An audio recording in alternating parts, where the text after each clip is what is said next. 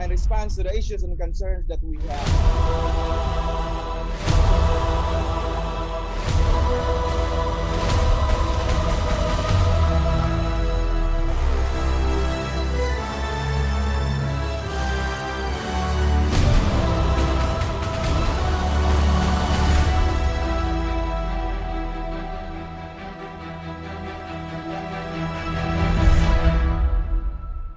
No one in BLGM is a superstar because everyone in the team really counts.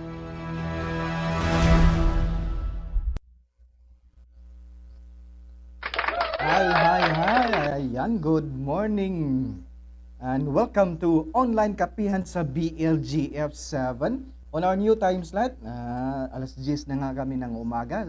Previously, 9 o'clock tayo ngayon. We are moving to this new and better time slot para makater yung mga treasurer at assessor natin. Again, welcome. Good morning, Bohol. Good morning, Cebu Province. Good morning, Negros Oriental Province. And of course, good morning, Siquijor Province. For this 24th episode, we are still breaking away with regular programming para mapakilala natin ng mga igi yung mga nominees natin for the most outstanding assessor amidst the pandemic. This time, ladies and gentlemen, we will be talking to candidates and nominates coming from the Siquijor Province. Medyo maganda yung practices doon sa Siquijor. Medyo mababa yung COVID-19 incidents. mga active cases niya, minimum mababa lang. So we will talk to them later on. Ayan. In the next succeeding episode, after this episode, we will be back to our regular programming. I-announce ko lang muna na we will be having an episode on accountability, responsibility, and liability. For the meantime, before I call on the regional director, pasadahan muna natin ang top news for the week. News that matter. Ayan na nga. As expected, through resolution number 113-A, April 29, 2021, in-extend ng IETF through the approval of the President ang but may applause. In-extend yung MECQ doon sa NCR Plus. Medyo nag-average kasi ng 9,000 positivity rate, positive cases noong last April. Average of 9,000. Okay, on May 1 also, the President on Labor Day, nung last Saturday, the President honors the frontliners. Sabi ng ating President, ito yung new heroes natin, yung mga frontliners. On behalf of grateful nation, I express my greatest gratitude to our hardworking healthcare workers and essential frontliners who have tirelessly toiled to ensure that our society will continue to function in the face of this unprecedented health crisis. Tatlong news of the week, news that matters that you should know. Ito, the Philippines eyes COVID-19 vaccination for the general public this coming August and September. Lahat. General public, ito siguro yung adult category because in the meantime, yung category nating na nababakunahan ngayon or ongoing yung vaccination are the health worker, the elderly, and those with health risks. So currently we are moving to economic frontliners and indigents. So yung general public yung mga adult population baka this August or September kasi nga sabi ni Secretary Galvez, we will receive up to 20 to 25 million vaccines somewhere in June and July. Ayan, wala ba tayong news dito tungkol kay Gerald Anderson at Julia Barita? Ito na lang. Okay. Miss Angel Locsin, habang buhay daw hihingi ng tawad tungkol doon sa nangyari sa community pantry. Again, good morning ladies and gentlemen and welcome to our online kapihan sa BLGF7. Ikonsulta mo kay Atty. Tanyeka. At this juncture, we would like to hear a message, a reassuring message for that matter from our very own regional director, Director Jesse Joy Dr. Lero. Ardi, pasok Ardi. Good morning everyone. Good morning Torns. Good morning everyone. Good morning sa mga assessors at saka treasurers natin in Central Visayas. Also our viewers nationwide. Good morning. Thank you for joining our 24th episode. So this is the last episode that we will be interviewing our inspiring assessor representing the Siquijor province. All right. So just like yung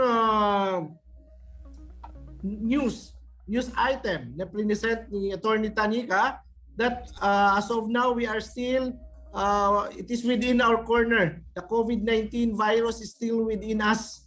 Nasa tabi-tabi lang. So we cannot also afford that we shall be in the corner.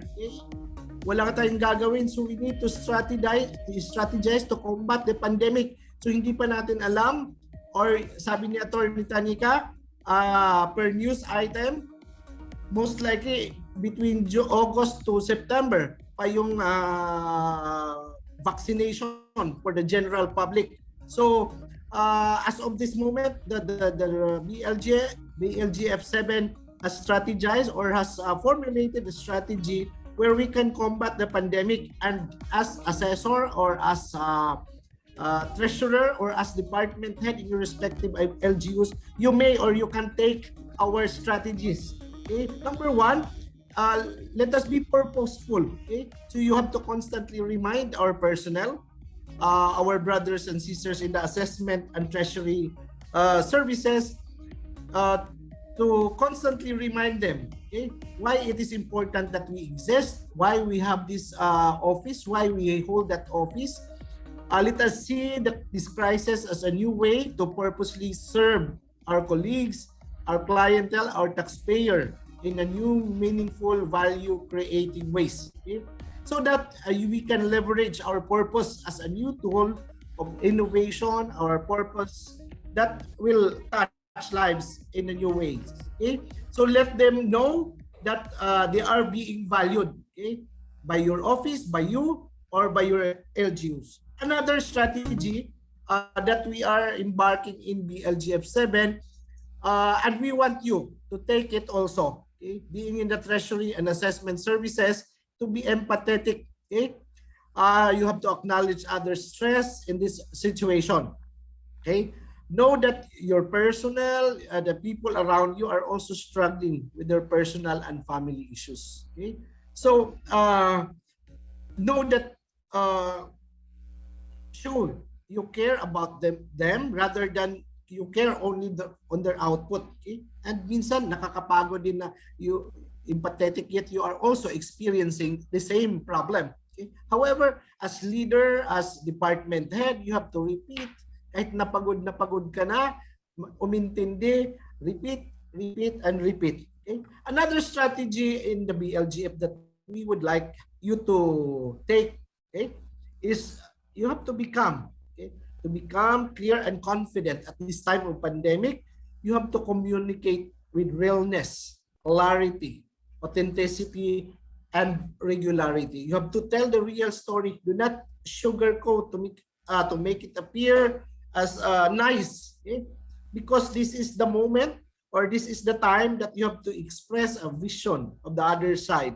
Okay, you have to elevate what is now to next. Okay? We have to convert anxiety to the attitude that we can get through this together. All right. So another strategy that in BLGF that we would like to share it to our treasurers and assessors is that we should be both action-oriented and reflective. Okay? So we have to reconcile the paradox of pause and action, because these are both critical. Okay? Let us avoid, okay, being too passive or too hyperactive, especially during these times. Okay? So step back to reflect. We have to learn and strategize when the pace and bias for action are too high. Okay? Another strategy that we would like to impart, and we have been doing this already to you, is that you should be, as leader, as department head, as assessor, as treasurers, you should be inspiring. Okay? And we have started it all. Okay? In fact, that is the main objective for the search for the most inspiring treasurer and assessor in Central Visayas, because we want your stories to be shared, because through your stories that reveal the enduring values and what is really important. That is really what is important as of this moment. Okay? Remember the purpose of being in the assessment and treasury services. Okay? And that it will rally, okay, the people around it. Okay? We have to see the crisis as an opportunity to be more deeply to live and serve our taxpayers and our LGUs. Okay? Another strategy that we would like you to share it with you is to be resilient. Okay? We don't know kailan aalis si COVID, nandito pa sa tabi-tabi natin, so you have to take care of our energy, our wellness and fitness. And of course, we have to encourage also others to take care of themselves and demonstrate by modeling it. Okay? Let us show our energy to take on these challenges with energy and innovation. Okay?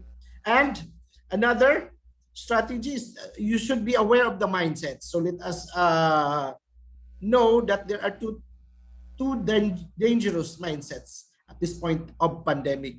Okay? So number one, yung fixed mindset. O alam natin yung fixed mindset. Okay? You're just looking at the four corners. Okay? Ayaw mong lumabas. Okay? And another one is yung fear mindset. Okay? My dear treasurers and assessors, let us move from fixed or fear mindsets to growth mindsets. Okay? Let us know that through our openness and closeness, okay, will open or closes the door for others. Okay? We We have to catch ourselves in fixed fear mindsets and move to growth mindsets before acting or behaving. And finally, okay, para mas ma-appreciate ninyo, let us be courageous in BLGF 7. Let us show courageous that we are all courageous. Let us make the tough decisions on purpose and with courage. Okay? We have to pay attention to fear-based reactive decisions. Okay? Inspire others with your courage, energy, and positivity. So with that in mind, through this platform, we can share our strategies in our combat, okay, to this pandemic. So this is our way of showing that we are valuing our treasurers and assessors in Central Visayas. So thank you, Torrance, and good morning, everyone. Thank you very much, RD. Ayan, thank you for that very reassuring message. Medyo mahirap na yung galaw-galaw, but hearing RD sa kanyang message, talagang parang na-imbibe natin yung positivity nga, motivation in how to navigate during these times of pandemic. That was our General Director, ladies and gentlemen, speaking to all of Region 7 Treasury and Assessment Operations, Director R.D. Gisay Joy Torero. Yan. In the meantime, pakikilala ko muna sa inyo yung co-host natin na mag-shout out doon sa mga current viewers natin at sa mga pa-comment natin dyan. Still, co-host po to this episode ang ating chief ng Treasury Division, si Miss John Ann Abilia. Pasok na yung mga shoutouts mo dyan. Hello, good morning Luzon, Visayas, and Mindanao, and especially to Central Visayas. Magandang umaga po sa inyo. And welcome to our 24th episode ng Kapihan sa BLGF. Parang kailan lang, attorneys, RD? Ngayon, 24th na. So, I hope hindi kayo magsasawa na manood or sumubaybay sa aming susunod pa na mga episode. So binabati ko po ng isang magandang umaga si Attorney Regal M. Oliva, the City Treasurer of Mandawi City. Nanonood po siya ngayon. Attorney, good morning. Shout out po kay Belen Ormega, kay Aloy Aguvida ng Central Office, kay Emma Go, kay Juliet Baguchay, Edsel Laguda, Yudisa Rakadag. Good morning, Kapuso, watching from Kamsor. So taga Region 5 po to si Yudisa Rakadag. Sabi naman ni Michelle De Langido, gikan dinhi sa Kapitolyo. I don't know, asa nga Kapitolyo ni siya si Michelle. Basta nanonood siya from Kapitolyo. Isang magandang umaga din po. Sigaw palabas kay Edna Ragas, ang Acting Municipal Treasurer ng Liloan, Cebu, kay Lerio de los Reyes Bantasan. Ito, masugid natin itong taga-subaybay. Suking-suki ito. Si Arlene Fontenes, ang Municipal Treasurer ng Amlan Negros Oriental, si Tyler Jazz, ang Assessor ng Anda Bohol, kay Lucila Sapipi, ang Assistant Municipal Treasurer ng Basay, at kay Ma'am Eva Dilion. She's watching from Daan, Bantayan, Cebu. Good morning, Ma'am Eve. So, back to you, attorney, sir. Good morning, good morning viewers sa ating Facebook page, dyan, official Facebook page ng BLGF7. Good morning mga ka-streamers natin dyan. So, isa-shoutout ko rin yung nag-sponsor sa amin. Salamat po dito sa Brewed House blend ng Starbucks na binigay ni Sir Jolis Panoy, courtesy of course ng kanyang kay Sir Ken. Ken mo yun, Jules, di ba? Okay, salamat po dito. Ngayon, ay kapihan na talaga to brewed coffee. Hindi na kami 3-in-1 ito. Hindi na instant coffee. Meron ng Starbucks. Yan. Coffee maker na lang ang kulang. Anyway, may coffee maker naman na office dyan. Okay. Ladies and gentlemen, I'd like to announce before we proceed with our nominees and candidates. Just last week, ang ating regional director ay nag-conduct po and he is regularly meeting with the officers of different associations kasi mahirap nga yung i-connect sa ating face-to-face ang ating mga tauhan sa baba. So just last week, nag-conduct po ng mga strategic conference yung ating regional director sa Bohol Assessors League at saka of course sa Cebu as ACMA, Association of Cebu Municipal Assessors. Okay? The regional director will talk on that more later siguro. So in the meantime, punta na tayo sa ating video may video presentation ba tayo for this next nominee production? Okay.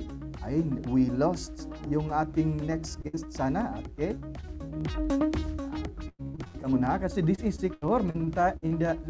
Paminsan-minsan yung internet connectivity medyo nagwawala-wala. Okay. Ladies and gentlemen, ayan. We're just waiting for our next nominee to come in sa ating Zoom room kasi we lost connectivity sa kanya just this time. Papa-introduce na sana ako sa kanya. Again, maganda yung practice sa secure ha. Medyo mababa yung positive na nila doon. Ayan, re-establishing connection pa po yung ating next candidate. Meantime, Ardi, pag-usapan muna natin yung meeting natin. Balik na lang tayo doon sa ating nominee. Ladies and gentlemen, we have him back. I may quote yung ating PRO sa ating ATA7, sabi ni Mr. Engineer Alobs. Ito yung heavy equipment ng Region 7, ladies and gentlemen, the Municipal Assessor of Siquijor, Mr. Rio Malikay. Good morning, Sir Rio. Tinatawag namin, we fondly call him Big Bro namin dito sa Region 7. Okay, Sir Rio, please unmute your Zoom. Mayroong mute button, microphone icon dyan sa baba. I'm sure you can see now Sir Rio Malikay sa ating BL7 streaming live. Ayan, nag-freeze yata. Mahirap talaga yung internet connectivity natin dyan sa Siquijor at least doon sa munisipyo. Ito kasing Siquijor is the 4th province na medyo remote din sa amin dito sa Central Visayas. And parang itong Siquijor na municipality, parang daungan siya ng mga barko galing dito sa Cebu, Negros at saka kung saan man balik. Okay, we totally lost Sir Rio na dito sa Zoom platform natin. We'll just move on to our next candidate. I-establish natin yung connection natin sa Sir Rio. In the meantime, ladies and gentlemen, na-introduce. Ayan, bumabalik na si Sir Rio. Again, Sir Rio Malikay of Siquijor, the Municipal Assessor. Sir, good morning, sir. Paki-unmute yung microphone nasa baba, sir. Paki-unmute. Paki-assist sa office mate ni Sir Rio. Ayan. Good morning, Sir Rio. We have you back. Okay. Good morning, attorney. Good morning, Sir Director. Good morning, Good Sir morning. Rio. Good morning, Alta family.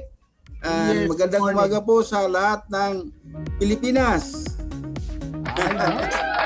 Sir Rio, balita ko medyo mababa lang yung positive rate, positive case natin pasensya dyan sa na, medyo COVID. mahina yung... Medyo gala ba kayo dyan? Parang normal lang.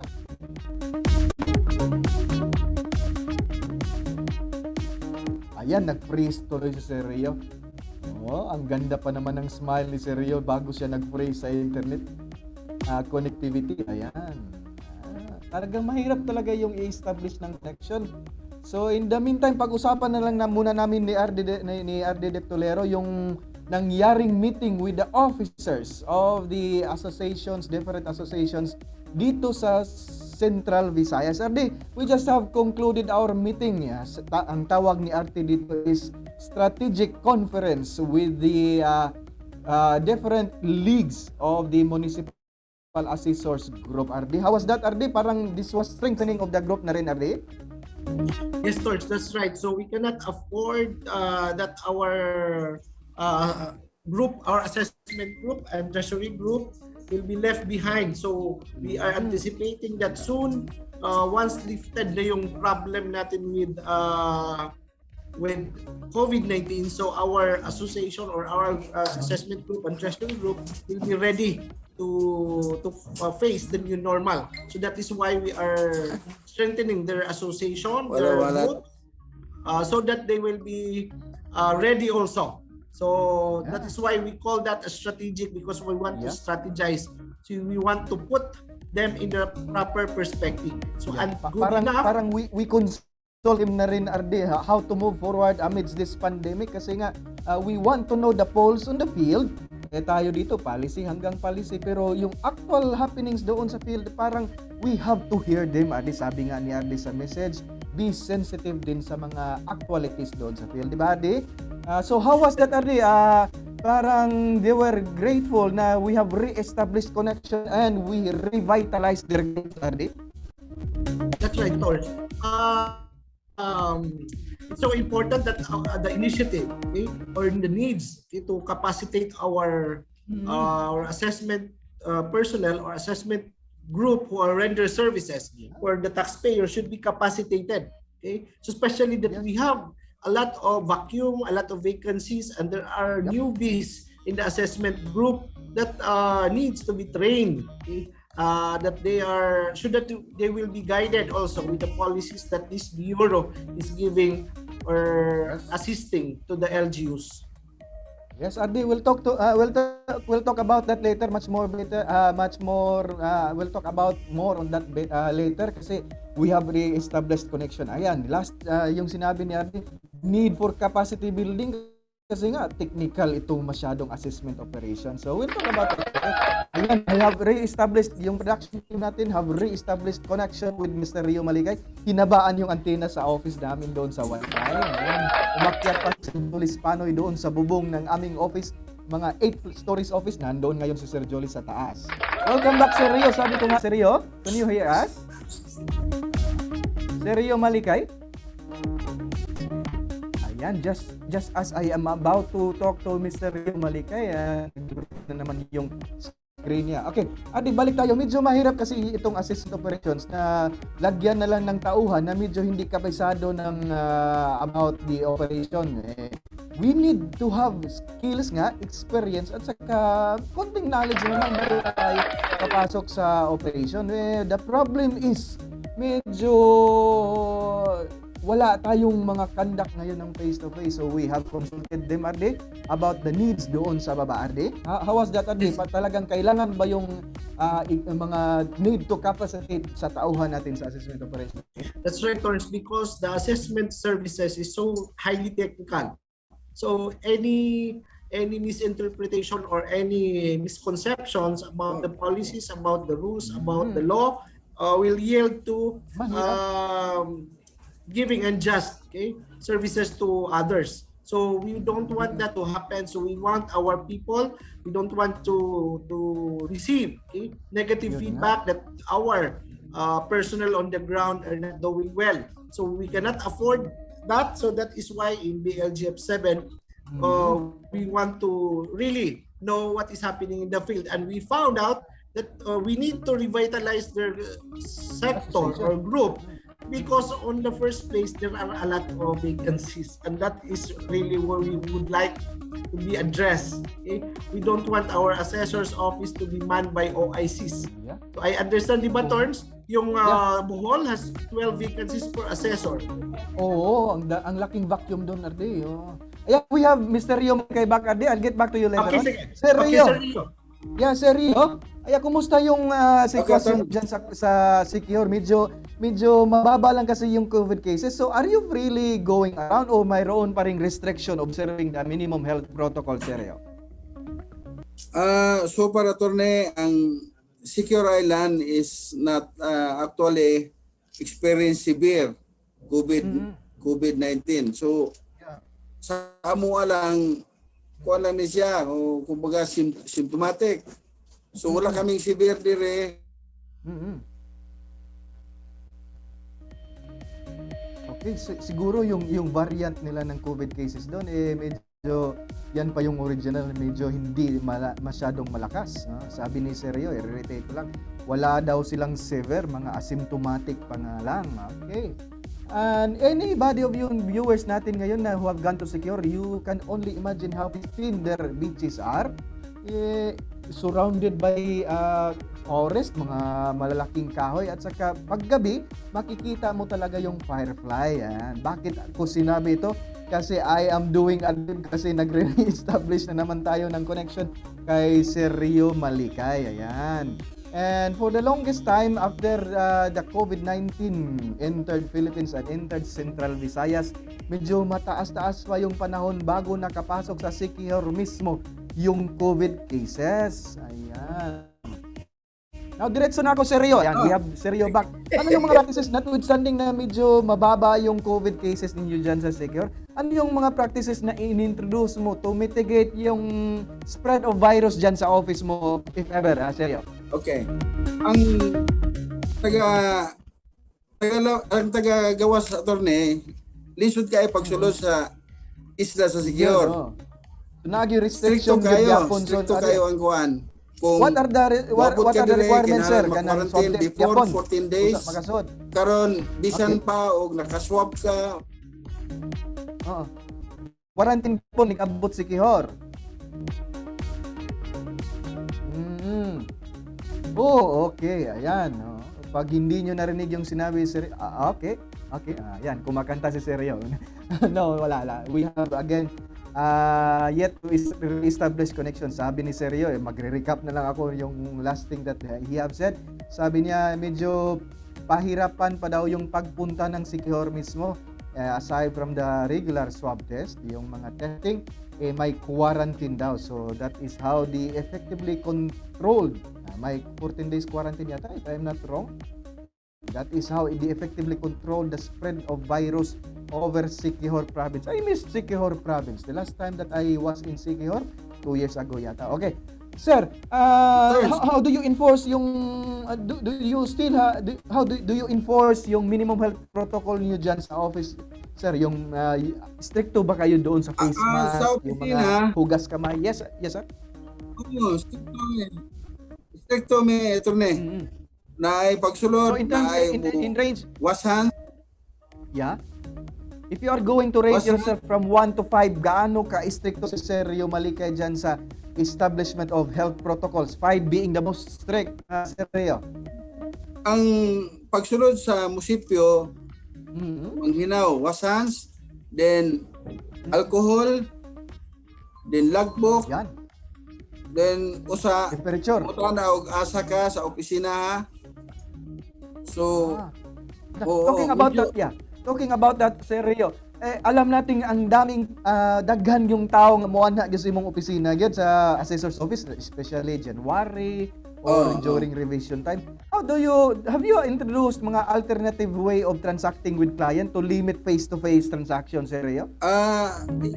i-limit ang kuan, i-limit ang number of persons to enter the office.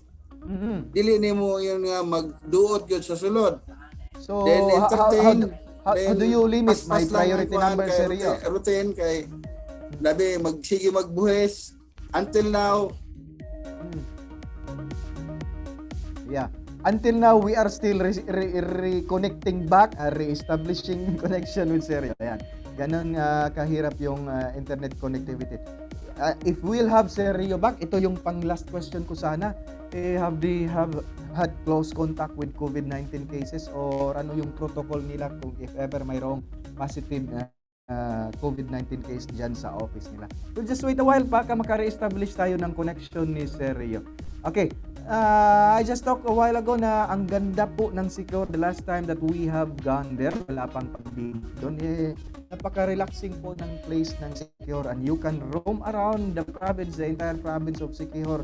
Nag-rent yata kami doon ni Sir Julis ng yung motorcycle, 300 per day yata yun. So, nalibot namin yung Siquijor in just a matter of mga 40 minutes ba yun or 1 hour plus. Ayan, ganun po kaganda yung Siquijor. Malilimutan mo talaga yung problema mo na dito sa hustle and bustle of the urban places.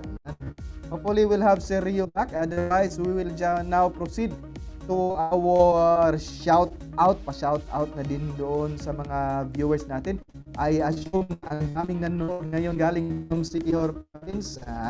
I'll welcome back ang ating Chief ng Treasury Division para sa mga sigaw palabas. Pasok, Ms. Jonah Villanay. Hello, good morning liwat sa inyo. Daghan na kaayong naminaw diha og nitanaw sa mga taga Siquijor. Unya, kumusta naman mo diha? Sir?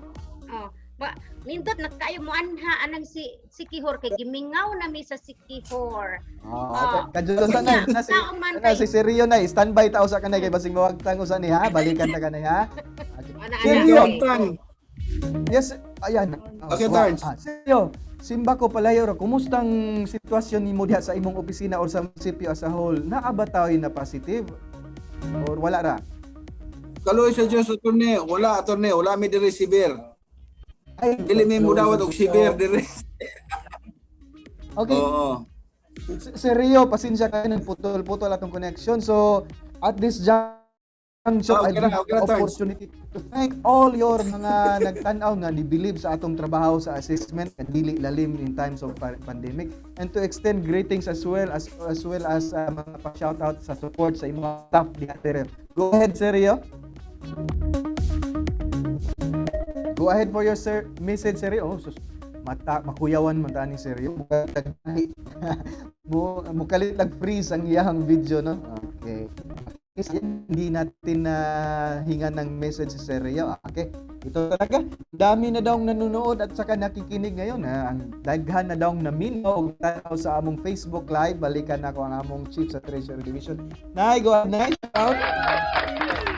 Okay, naputol kita ganiha kay niadto naman tag Sikihor. Miss na namo ang Sikihor. Sus pagkanindot jud anang Kabaliko mga na. quiz. Ayan, murag kabaliko na jud kada. ko anang kanang Sikihor. Unya unsaon man madugo man atong ilong kay gikan diri. Paano tusulokon atong ilong pag abot sa to tusulokon na sa dang ilong wala ilay tusulokon ilong. Nigabot sa Negros, tuslokon pa sa Negros, no? Oo. Ya Sikihor tuslok na sad. Hangtod nga Tuslokon niya, membranes imong utok maabot na gina sa cotton buds. Angton mo positive nilay resulta kay sigig tuslok. Oh. Ang nakanindot sa Sikihor na kung kanang ilang isda adto butang na dog ice di na presko ingon ana ka presko ang ilang isda sa Sikihor nga labas gyud kaayo na Ingana. Ay akong pangayog message si Seryo na ha para pa sa mga followers. Sige. Seryo, okay. Imong message nga mahatag sa atong nagtan-aw ron sa ato ang Facebook Live. Sa Alta 7 family, kita magpadayon ta sa atong serbisyo. Ang atong utmost services gyud sa ato ang mga kliyente ato ipakita. Unya ay dili ta mahadlok sa COVID. Ang COVID oy mahadlok nato kay parang di na siya muhawa na siya. Ang pero di mahadlok. Oo. Thank you, Seryo. Ang atong balitaron siya mahadlok na to. Ang big bro diha sa Sikihor Province ang gitawag ni Sir Alops nga Heavy Equipment of Central Visayas. Seryo, we'll have you again someday, Seryo. Nakaka-i-greet diha nga staff nimo, Seryo. Daghang tawdes loyo. I-greet palihog imong staff, Seryo. Akong nadire. Dagan sila kay ligawas ko kay utangag bagong aircon ako ang si Seryo. Nade ako stop dire sa kuan. Nga dili mapas mo in town. Napoy kliyente dire sulod gyapon no. Okay. Hi, good morning. Dugaya na namong wa kabalik sa nakita pa mo kana. Tuloy ang serbisyo, sir. Thank you, Seryo. Okay. Serbisyo, Ma'am Jonan. Bye-bye, Seryo. Sige, paki-mute balik sa imuhang. Ayan, nawa na gid si Seryo. Thank you, Seryo. Paki-mute balik sa imuhang. Salamat. Mag-picture pa taon niya, ha? At least nakakita ko sa imong staff. Gimingaw mo ko sa imong staff. Nakaana mi diha. Dugay-dugay naman to. Buyog ning Sir Jeles. Nay, mao nang gini nay. Mangluod na unya na atong mga viewers. Sigaw palabas. Shout out dyan sa mga viewers natin sa Facebook Live. Go ahead, Nay. Hello again, mayong aga, good morning. Sus katong wala nakaadto sa Sikihor, sus magbasol jud mo nga dili mo makaadto sa Sikihor pa. So sa mga viewers natin na nanonood ngayon, pagsikapan po ninyong makapunta sa Sikihor. Kung hindi ngayon, maybe someday kasi ang ganda-ganda ng Sikihor. Sigaw palabas po para kay Brenda Yamedo. Miss Junan. Yes, sir. Parang ako pinagsasabihan mo na dapat bumisita na ako sa Sikihor. Hindi ka pa nakapunta doon, sir. Hindi pa ako nakapunta. Ay, unsa nang sa Bisaya nay nga kanang how kanan nga to? How do we translate that into Tagalog? May ano daw sir, pag first timer Pagdating mo mo kailangan doon, kang humalik. Dapat mong makis yung lugar na yon, RD. May hahalikan ka na bato. Okay. Turns. Totoo ba yung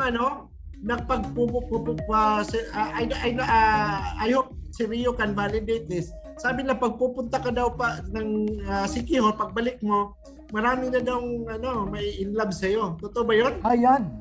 Ay, bumili si nanay niyan. Iba yung nabili niya, pang negosyo yun. Pero we have really gone to yung manufacturing center talaga ng mga potions at oil dyan. Kasi RD, nung magpunta kami noon, this is timely sana kung walang pandemic. During this April, yung mga Holy Week season, yan yung pinaka-convention, General Assembly ng mga nagluluto niyang mga potion, RD. So mapunta tayo someday. Okay. Sige, puntahan natin yan, Miss Junan. Kailang takot ni Miss Junan. Takot siyang tuslukin. Maswap. No, sir. Pwede na tayong kung gusto mo punta na tayo next week kasi sabi niya wag tayong matakot sa COVID. Si COVID ang matakot. Sabi ni Sir At Rio. saka ikulong daw kayo kulong na forgive the term. I-quarantine daw kayo for 14 days na. Was that validated ba? Sabi ba yun ni Sir Rio? Kasi may bago silang executive order yung governor nila. Talagang i-validate. Kung ako, ang saya-saya kaya niyan. 14 days ka doon sa parang relaxing na place. Doon sa Salagdoong. Parang gusto ko na rin pumunta doon, sir. I-quarantine ng 14 days doon sa Salagdoong Beach. 14 days, parang bakasyon grande yung 14 days mo. Nakahintay ka doon sa beaches. Ay, go ahead sa sigaw palabas na. Na tayo talaga ng Sikihor. Talagang may potion na binigay si Sir Rio. Hindi tayo makaalis-alis ng Sikihor kasi parang mai-inlove ka sa Sikihor pag nakapunta ka. Sige, sigaw palabas na lang po. Para kay Brenda Liamedo, kay Sara at kay Ana Teresa Balani, kay Bingbing Fontanosa, kay Sid Caballero, kay Emma Go. Isang malakas na sigaw palabas kay Nisa Cuevas, the Municipal Treasurer of Alegria, Cebu, kay Nisa Completo, ang Municipal Treasurer ng Balamban, Cebu, kay Heidi Corbo ng Toledo, kay P. Almenye. Sabi niya, good morning everyone, watching from City Assessors Office of Tagbilaran City. Shout out kay Ruth Ubinya ng Toledo City at kay Dad Santillan. Good morning BLGF, watching from LGU Bantayan with Jual Allen. Sabi naman ni Cesar Sabas ng ang City Assessor ng Danao City, good morning everybody. Kasab sigaw palabas para kay P. Dumael, kay See You Journey May, MC Amap ng City of Toledo. At kay Ma'am Lorna Morales, ang City Treasurer ng Danao City. Good morning, Ma'am. Taga-inyuhan ng Danao na yan, Assessor at Treasurer. They're watching now. Kasi magkasabay siguro, nag-usap sila. Kailangan nating manood kasi si Atty. Tanyego taga Danao. Kaya yan lang sila. manood tayong taga Danao. Sigaw palabas pa rin po kay Ginaline Isting Resines, kay Ruby Ann Antopena ng City of Toledo City, kay Grace Arpon, the Acting Municipal Treasurer of Tabugon, Cebu, kay Janet Molina, watching from La Union po. Somewhere in the northern Philippines is watching po. Mabuhay po kayo. Oy, Region 1, La Union. Okay, meron tayong doon, viewers. Si Rosien Montalaba ng MT Oming Lanilla, isang magandang umaga. Pagbati ng magandang umaga kay Yuinya Dayag, ang Municipal Treasurer ng Cebu nga Cebu. Kay Ray Anoche, who is watching from Placer, Masbate. Wow, Masbate. Aileen Parado, the Municipal Treasurer of Consolacion, kay Michelle Langido. Siya pala ho yung OIC Provincial Assessor ng Cebu Province. Si Michelle Langido yung kanina sabi niya, watching from taga-Kapitolyo. Sabi ni Jeff Bahaw, good morning to all, especially to BLGF 7 family, Alta 7, and to all listeners, viewers of BLGF 7 online kapihan. Paganda ng paganda si Ma'am Junan. Wow! Patingin ng paganda, sample. Oo nga. Oo, sabi niya. Nay, you have to evolve. What serum yung tinurok mo, Nay? Bakit ka bumabata, Nay? Hindi kasi ilang beses na akong tinurukan ng para sa COVID. Ano ba yan? Swab. Oh. Pang-pito na yata na swab. Pala yung swab test na yan? Yung swab na yan. Oo. Kasi si Julius bumata. Pang-siyam na yung kay Julius. Si Sir, ilan ang swab mo, Sir? Oh. Kami pito na yata din si Sir. Oo, pataasan kami ng swab test dito. Ako, zero pa ako. Zero pa si attorney. Hindi kasi lumalabas si attorney kami. Lumalabas kami. Every time na lumabas Protected kami, ako ni Arde. nagpapaswab. Ang galing mag-take care ni Arde. O, tingnan niyo yung ilong namin, o. Oo. Sa kakaswab. Lumalaki na yung Kamatangos. ilong, Junan. Lumalaki na yung ilong. Siguro ang laki ng cotton buds na ginamit sa iyo, Nay. Yun, noong paano na, yung last ko na swab, medyo malaki-laki na yung cotton buds kasi medyo maano na yung... Kumusta naman yung membrane sa pinaka-brain mo na hindi naabot? Intact pa rin yung membrane? Parang may nakuhaan na ng konti. Medyo iba-iba na nga ang memory. May nakakaano pala ng memory loss daw yun pag medyo Ayan, may sigaw palabas ka pa dyan.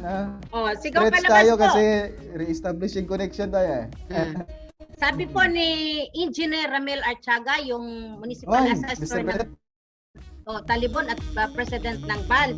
Good morning everyone. We're watching at Talibon Maso Computer Room. Nako, nasa computer room sila War nanonood. room niya dyan, sa pang-isa rin. Pa talaga Hindi talaga sila. mahuli yan sa QRPA si Sir Ramel kasi may war room niya. Kung meron kaming war room para sa SRE, sila may computer room para sa kapihan sa BLGF. Good morning po. Sabi ni Rio Josefina ng Toledo City at ni Annabel Marte Rosel from Toledo City. Back to you, attorney. Ay, thank you, Miss Janana.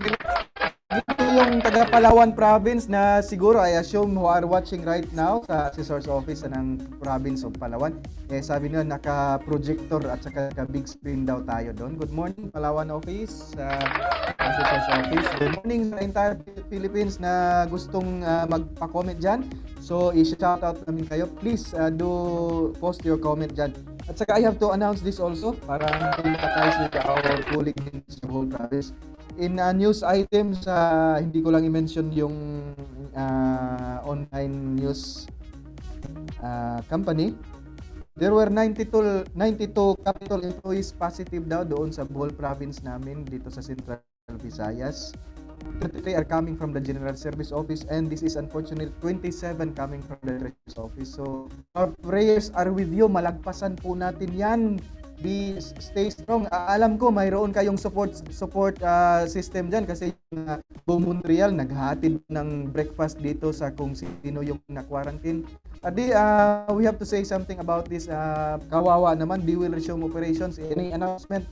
Mga May 10 pa siguro. So Sir Tax, if you have announcement, pwede dito sa ating platform. 27 positive cases daw doon sa provincial treasury.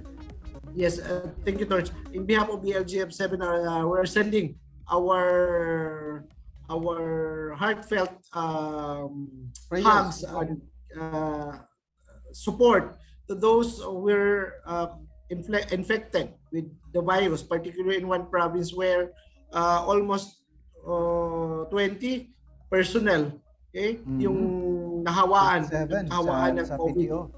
So we are sending our prayers, our support, our moral support to all of you. And of course, we are already being assured by your organizations that they are supporting you. So much as we'd like to give you also our support, but wala po tayong means, so we're just extending our support to our prayers and to our prayer warriors. Yes, so in BLGF7, we have prayer warriors. Meron po tayong mga group leaders, prayer leaders like Junan Abelia, Gemma Abindan. Sila po yung nagkukumpul-kumpul para to send prayers, to bombard heaven with our prayers for your immediate recovery. Thank you, Tarts. Ayan.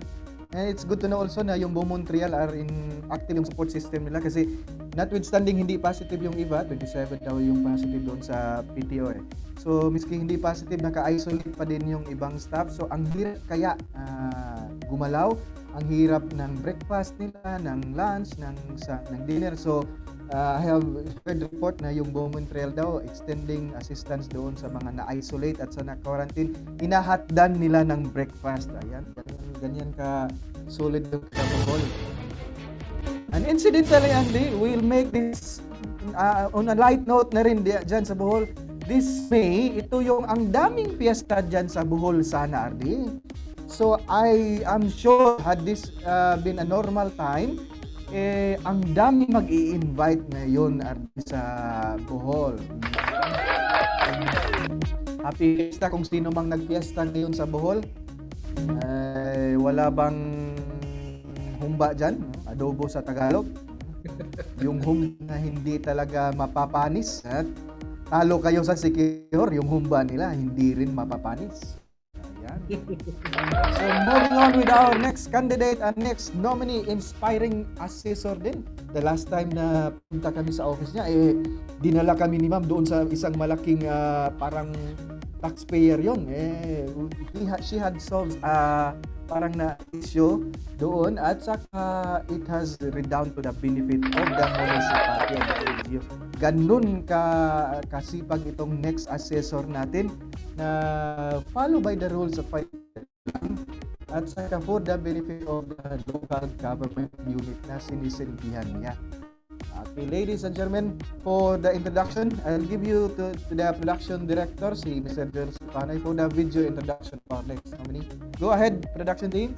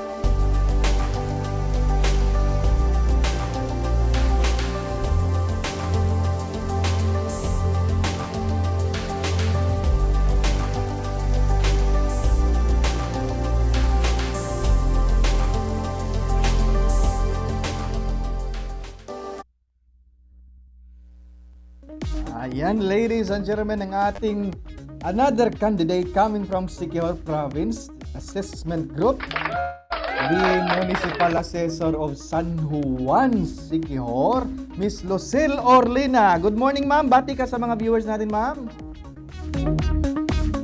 Good morning. Good morning, Director Joy Dr. Leo. Good morning, Attorney. Sa lahat ng nanonood ng ating kapihan, good morning. I, for one, know for a fact, ma'am, na suki ka sa aming kapihan. Every episode, nanonood ka, ma'am? Nasisikapan ko po na maka-attend talaga, makapanood ng kapihan natin. Ma'am, can you tell us something about San Juan? Where is it located? Anong income classification ng San Juan? The municipality of San Juan is the province, one of the municipality of the province of Siquijor. It has 15 barangays, 11 of which are the coastal barangays and 4 inland barangays. We have a population of 15,854 with its area of 44.37 square kilometers. San Juan, we claim that we are the tourism capital of Siquijor. With that, we have so many points of attractions like the 4 kilometers stretch of White Sand Beach that is covering the 4 coastal barangays. And we have also our Kapilay Spring Park located in front of our municipal hall. And we have also the Lognason Falls, and we have different websites like Tubod in Sanctuary, which is famous of their jade jar-shaped corals.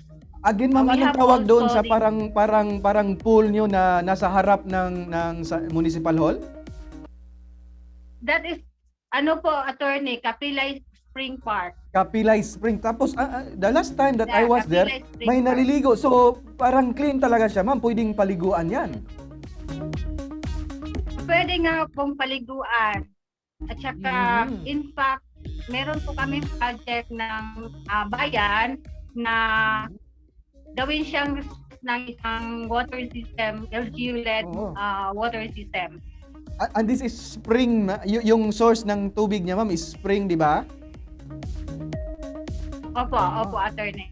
So, how I wish I could share a picture about that, yung pinag-usapan natin. Ang ganda. Nasa pinakaharap ng munisipyo mismo, ang laking parang, ano yan, ma'am? Parang pool ba yun? Or basta, parang relax kapag napunta ka ng San Juan. Now, how is COVID affecting dyan sa munisipyo nyo, ma'am? Sa province as a whole na rin, medyo na-hamper ba rin yung operations natin, yung mga field activities? Sa amin po, hindi naman po gaano dahil kukonti lang po yung namin yung COVID cases. In fact, we have 96 COVID cases and the recovery rate is high. Come again, ma'am? 96 with that is confirmed 96, COVID okay. positive. For the whole province po yan. Tapos meron kang 83 na recovery. So yung active ngayon, mababa na lang yung active cases nyo dyan. 11 lang po. So ang dali lang i-contain, no? Okay, go ahead, ma'am. So how was the San Juan po? Yeah, go ahead. Dito po sa San Juan, wala po kaming local transmission. Very good. So ito yata yung place talaga na gusto nating puntahan na parang normal lang yung parang wala lang nangyari. So imagine they only have 11 active cases na I'm sure naka-isolate naman. So ma'am, I have to ask this. Pagpasok ng I have seen you in action talaga personally. We have collected it has resulted to the collection of the Treasury Office ng munisipyo, millions yata yun, ma'am. So I have seen you in action. So how has the pandemic affected your operations, ma'am, in terms of yung mga field activity nga? Sa field activities naman po, hindi kami napiktuhan dahil sinunod lang namin yung mga minimum health protocols. Pero nung first 3 months, nag-observe po kami ng kasi meron tayong circular na hindi tayo pwede Alternative, muna mag-suspend muna tayo ng field operation. alternative work arrangements. Okay. Fortunately, meron naman po kaming maraming na-assess doon dahil doon sa previous months na nagkaroon kami ng inventory of real properties sa year-end. Meron kaming inventory of real properties. So, lahat ng na-assess doon na sa time na yun na kinocompute namin yung mga buildings na Yes. na-assess. Now again, ma'am, seeing the situation in the field dyan, secure, napunta rin ka, as I've said, napunta kami dyan. Nagkakanda kayo ng general revision sana nagre-revise kayo kasi updated yung schedule market value nyo. So, tuloy-tuloy pa ba yung revision notwithstanding the pandemic, ma'am? Sa amin po, tapos na po yung revision po namin, attorney. One of the first municipality o ikaw lang ang nakatapos for the entire province, ma'am? Sa alam ko, ako pa po. Okay, good. Pero yung So, yung how was ibang the bayan, distribution of notice naghihintay ng of assessment? Kayo ba yung pumupunta bahay-bahay o pinapunta pa rin sa office natin, ma'am? Meron po kaming barangay, yung sa tax info drive, doon po kami nag-distribute ng mga notice of assessment, pati doon sa barangay assemblies, saka yung sa tax info drive, doon sa public hearing, doon kami nagdi-distribute. Tapos meron din this does away with the this does away with the grouping doon sa office nyo. So walang kumpul-kumpul doon sa office, doon kayo sa isang malaking venue na open air. Opo. Okay. For the viewers, baka nagtataka kayo, wala tayong makita na picture ni Ma'am Lucille kasi nga mahirap pa rin yung bandwidth allocation nila doon sa internet connectivity. So we'll only hear the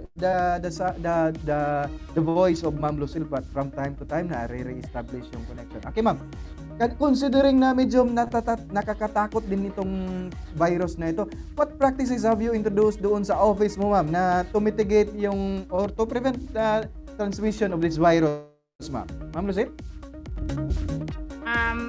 Sa office po namin, meron kaming one-way traffic, may isang entrance at saka isang exit. Tapos nag-establish po kami na ng science area na may nag-guide kami ng curtain, plastic curtain. Kaya doon sa science area, isang kliyente lang pwede pumasok po. At saka may yung parang barrier doon, ma'am. May parang harang doon. Opo. Okay. Meron pa, may plastic barrier po. At saka nilagyan po namin ng mesa, isang mesa para ma-secure namin yung 1 meter distance. Now, in terms of health protocol, ma'am, yung minimum health protocol, yung wearing face mask, yung mga social distancing, yung mga sanitation of hands, have you enforced that? Stricto ba kayo dyan sa office nyo dyan, ma'am? Opo, stricto kami, attorney, dahil hindi natin nakikita yung COVID na yan. Kaya tatanong ko rin, just like I have asked you, in the range of 1 to 5 being the most strict, how would you rate yourself in terms of the implementation of health protocols, ma'am? 4 po. Okay, why? And why, ma'am? Ko ng 4. Kasi and po, why? you Paki-explain. have to be, we have to be strict. And yung clerk ko mismo, kaya niya yung mga kliyente na magsuot ng face mask kung nasa opisina. Kasi wala pa siyang anak, gusto pa niyang mabuhay na matagalan. Yes, ma'am. Now, nakita ko kanina, you have distributed notice of assessment doon sa parang James. So, this is an alternative way of transacting with clients. So, aside from that, ma'am, are there any other innovation or alternative way within which you have transacted with client yung to mitigate face-to-face mga transactions? Opo, attorney, meron po. Yung nag-establish kami ng Municipal Assessors Office Facebook Live. Kasi doon po sila nag-lodge in ng kanilang mga inquiries.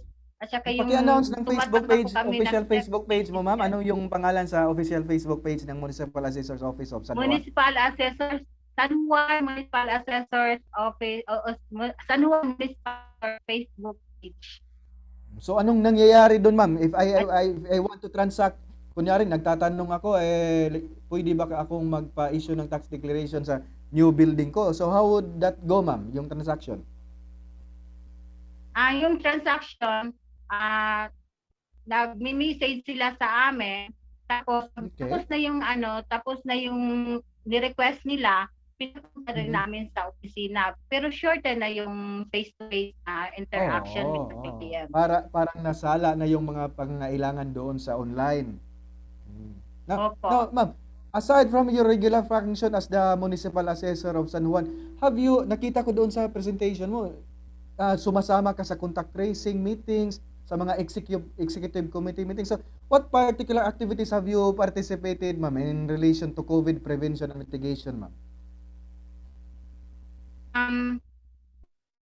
Dahil dun sa pag-distribute ng SAP, may mga issues na umusbong. Nagkaroon kami ng validation of the SAP beneficiaries. Ako at saka yung mga kasama ko sa opisina, mga staff ko, doon kami nag-revalidate noong mga list of beneficiaries. At Oo. saka sa awa ng Diyos, Sumali ka doon sa SAP, ma'am. Di ba ang kami ng daming SAP tao na dyan? Hindi ba nakakatakot yun, ma'am? Ano po? Yeah. You were part of the SAP revalidation team. So, hindi ba yun medyo exposed ka doon, ma'am? Hindi ba nakakatakot yun? Hindi naman po dahil wala namang local transmission. Oo, good. At saka yung first COVID positive po namin is last October pa po. October pa. So, ang ganda, nakakaingit October. yung Siquijor province, ha? Now, ma'am, in the event, sana wala naman na mayroong close contact niyo dyan considered as close contact to COVID-19 positive. Ano yung standard protocol niyo, ma'am, na ginagawa ng ating opisina at saka munisipyo? Ito lang, attorney, naging direct contact ng isang for nung kauna-unahang Why naging was that, COVID ma'am? Why was positive. that? Why were you considered as direct contact, ma'am? Kasi po, Ano nangyari? may dalawang for na galing ng Cebu, Okay. wala silang panang-ayong dinner na kasi hindi kami nagpo-provide ng dinner. Kaya kita ko na yung asawa ko na kami na yung maghahatid ng dinner nila. Okay. 14 days na quarantine po nila. For nung ma'am, nagpunta po were kami these doon government employee, ma'am, coming from some other province? No, it was a contract. They were contractors nag-aayos ng project namin dito sa Siquijor. So you were the one providing for their needs in the meantime na isolated sila. So positive sila, so close contact sila. So anong nangyari sa inyo, ma'am? In-isolate din kayo? May nagpunta po sa bahay, tapos meron din viewers na nag-assess sa akin. Wala naman po akong symptoms, kaya nag-quarantine lang po ako. As ako kay Mayor na nagpaalam po mag-isolate ako ng 1 week kasi Thursday yun nangyari to complete the 9 days na isolation ko po. So awa ng Diyos, wala namang kang symptoms, wala namang iniinda? Wala naman po. At saka kasi pag uwi ko sa bahay, naliligo ako sa labas ng bahay namin. Bago pumasok. Bago pumasok sa bahay. Before I let you go, ma'am, I have to commend you for inspiring, notwithstanding, even before the pandemic, inspiring work that you have done for the assessment operations dyan sa San Juan. I have seen that personally, how you work, ma'am, how you transact with clients. Talagang hindi negotiable yung in terms of following the law na ni Ma'am Lucille. So, namin sa kapihan. At this juncture, ma'am, I'll give you an opportunity to give message sa ating viewers. Any message that you can extend, pasasalamat at sa mga pa-shoutout sa ating Alta 7 group sa tulad ng ginawa ni Serial. Ma'am, go ahead, ma'am. Unang-una, salamat Director Jojo for this opportunity, and salamat din sa mga Yes, Ma'am Lucille. Go ahead, Ma'am Lucille. Family. Ayan, we lost Ma'am Lucille. Ayan, intermittent yung connection mo, Salamat for the opportunity. Go ahead, go ahead. To Director Jojo, thank you for the opportunity. To the LGU family, my Assessors family, and to my family. Thank you sa pag-react hard at saka sa full support ng aking mga staff sa opisina upang maggampanan ko po yung tungkulin na iginawad po sa akin.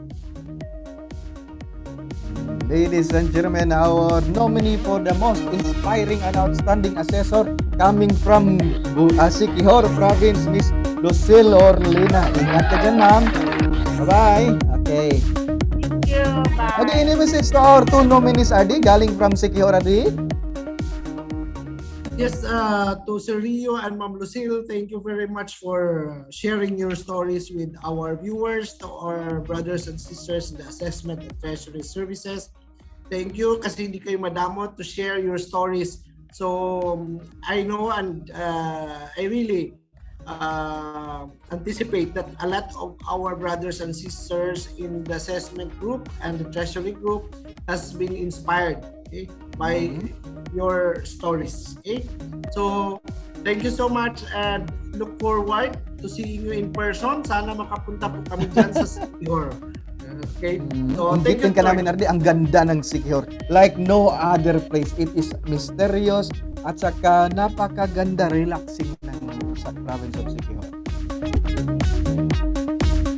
Ayan, ladies and gentlemen, sigaw palabas muna tayo. That actually closes our supposed interview with the nominees. Dalawang nominees lang ngayon. So, this officially close our knowing better sa ating mga candidates. In the meantime, ladies and gentlemen, balikan natin si Miss Junana Villana. Nay, sigaw palabas. Hello! Balik na naman po ang sigaw palabas. So, hearing from our Siquijor nominees, RD, attorney, parang gusto ko na naman magpaswab. Gusto ko makapunta ng Siquijor kasi ang Siquijor kasi is known, sinasabi nila the Mystic Island Mystic of Siquijor. Oo. Pagkatapos sinasabi nilang the Island of Fire kasi kung gabi parang yung Yung during alitap-tap. daytime may mga trees sila na namumulaklak ng na parang fire, pulang-pula yung bulaklak, especially doon sa Alitap-tap Lagdoong din. Beach. Yung mga fireflies din sa gabi, lumalabas din. May mga fireflies din sila. So, ewan ko hanggang ngayon ba may mga fireflies or hindi din natin alam. Baka meron din, di ba, nanoon din yun sila na may lumilipad. Na, May lumilipad. Kasi may airport na sila, Nay. May airport na sila. Kaya may airport na. Ang ganda-ganda na ng Siquijor ngayon, sir. So, everyday na ako. Okay na akong mag-swap. Sa Siquijor ang puntahan natin. I miss Siquijor. Talagang ang ganda ng beach. Lalong na ngayon summer. Oo. So, sabi po ni Yudisa Rakadag, Director Dr. Lero, salute for this very inspiring message and for sharing best strategies at this time of pandemic. Very well noted. Sabi ni Mercedita Rakadag, sir. Sigaw palabas po kay Mercedita Tabalok ng Tanhay City, kay Christian Ray Orlina, supporting Siquijor Island treasurers and assessors candidates, especially Municipality of San Juan. Bravo, Sulu! Siki Budnon. Sabi po ng treasurer ng Canlaon, good morning. This is Abraham FTC from Canlaon City watching. Sigaw palabas po para kay Mary Jane Ulaer ng LGU Gindolman, Bohol, kay Marilo Herrera, the Municipal Assessor of Consolacion, kay Handayan Linlin ng Maso Kandihay, kay Marilo Arante, Municipal Treasurer of Aluginsan. Shout out para kay Ma'am Leticia Cabilion, the Municipal Treasurer of Dumanhog, Cebu, kay Bernadette Timonio ng Municipal Assessor's Office, Mabinay, Negros Oriental, kay Christina Patalinhog ng City Assessor's Office, Tanhay City.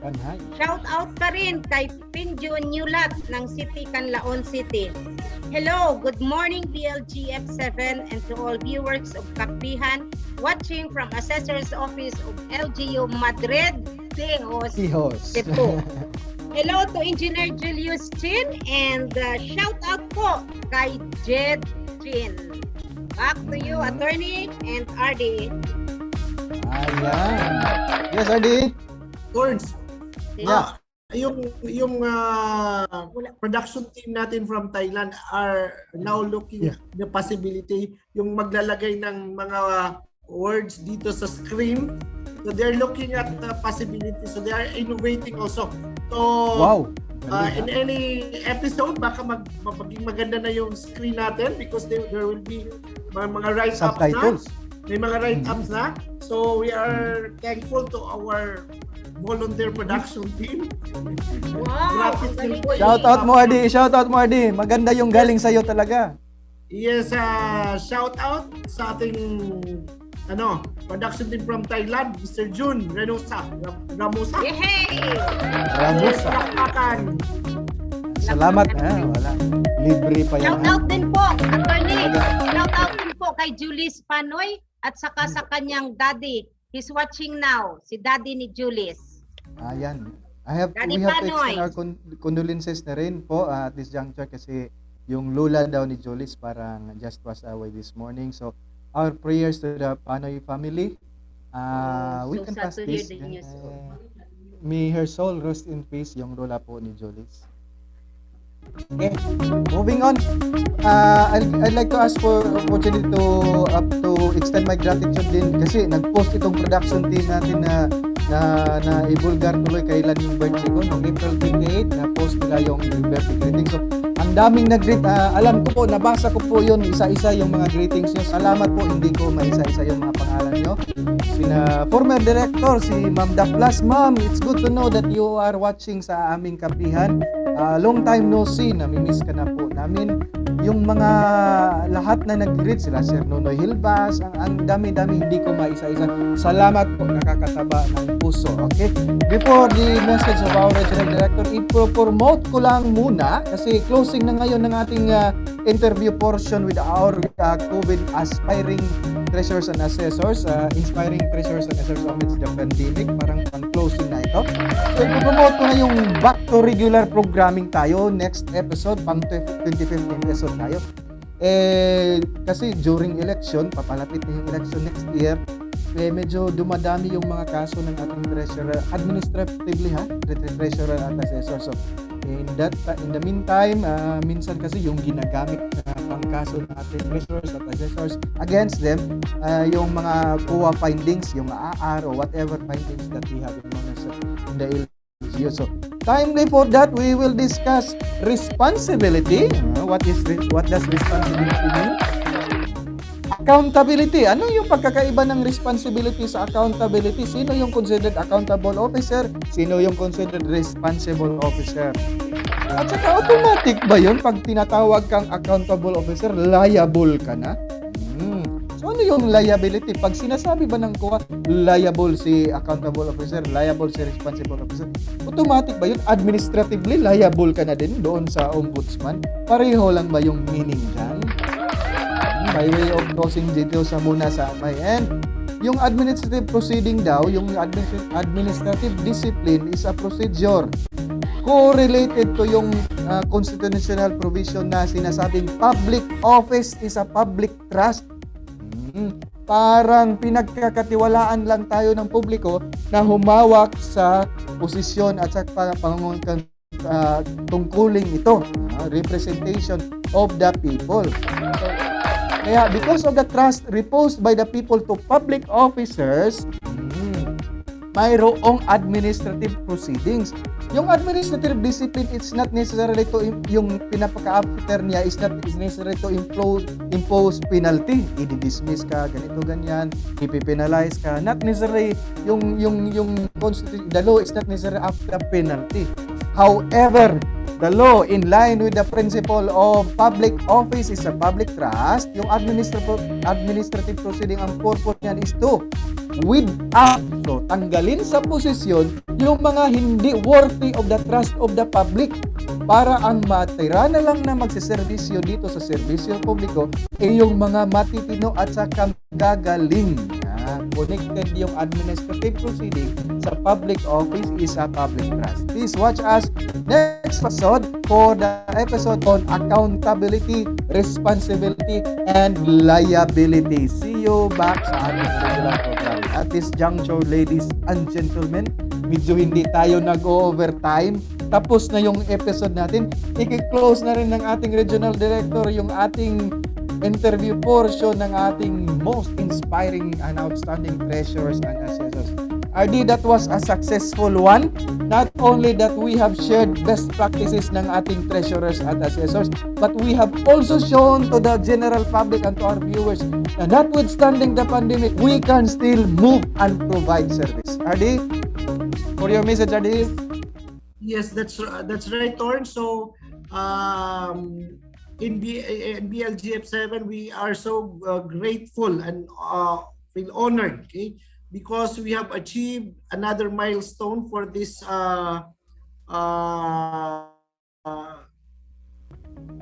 search for most inspiring. So, hopefully we have met your we have met the objective that we have really inspired others. So through the stories of our assessors and treasurers coming from the regional central Visayas, so we are so thankful for all of them for sharing their stories. Because of that, okay, we have achieved one of our strategies, okay, which is to make inspiring. Okay? At any rate, we although our scheduled award announcement and awarding of the winners, okay, this coming May, but due to the authority, okay, to conduct said activity is not yet forthcoming. So we deem it proper that the same be held in abeyance pending the issuance of the authority to conduct the same. So we'll just inform everyone soon as the authority to conduct will be approved, and we will do the announcement at the same time the awarding of the most inspiring assessors and treasurers. So we just send you notification on when that's going to happen. So thank you so much, Torns, and next episode will be our regular program. Back to our regular programming. But and also before I end, I would like to inform everyone your mga FB friends ko I would like to inform that my old FB Facebook has been already restored or recovered. So thank you so much for the people who helped me recover. And I would like to apologize for those who were victims or has been sent messages, okay, asking for something. So sorry, I'm so sorry. So thank you for those people who helped me recover my FB page, Facebook. Okay. So thank you so much, Sarge.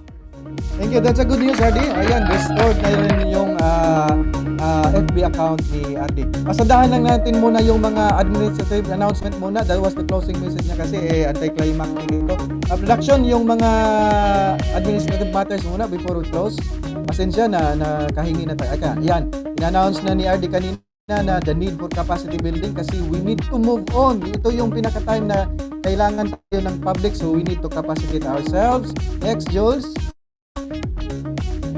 Someday mag-schedule tayo na whatever, virtual or capacity building or face-to-face. So whatever, kaya nga nagkakandak yung regional director natin ng consultative meeting sa mga groups na okay, ito, virtual supervisory visit, mayroon na po kaming interim guidelines, bureau order taga, memorandum circular, wherein to limit face-to-face at saka physical going on to the LGUs, mayroon kaming conduct of virtual supervisory visit. Anong nakakaganda nito? Kasi noong usual face-to-face supervisory visit pa kami, we go to the field, nagpapasalamat yung mga assessor kasi sinasabi nila, we cannot be negotiated daw kasi mayroong magre-review sa aming taga-Department of Finance. So pag mayroong mga nihangyo, mga nagmamakaawang mga taxpayer na ganito lang gawin mo, so sinasabi nila hindi pwede kasi may magre-review.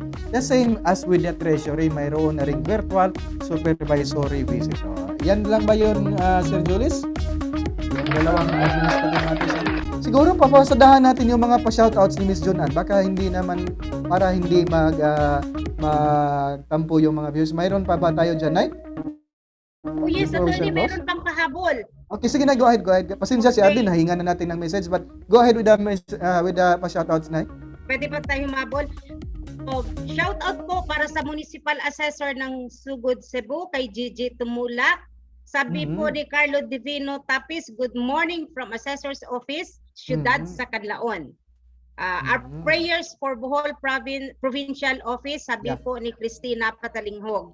And good morning to all, keep safe always, sabi ni Cicilin Andrade. At saka ito, a shout out to our handsome and very energetic anchor, Attorney Wilbert Tanyeka. Glad to be seeing Asan you ang and handsome? support Parang our energetic lang yata. treasurer at assessors. Sobra naman Mabuhay kayo. ka from Na bagay, Yudisa ipapalaki Rakadag. nyo. Sino yan, Nay? Sino yan, Nay?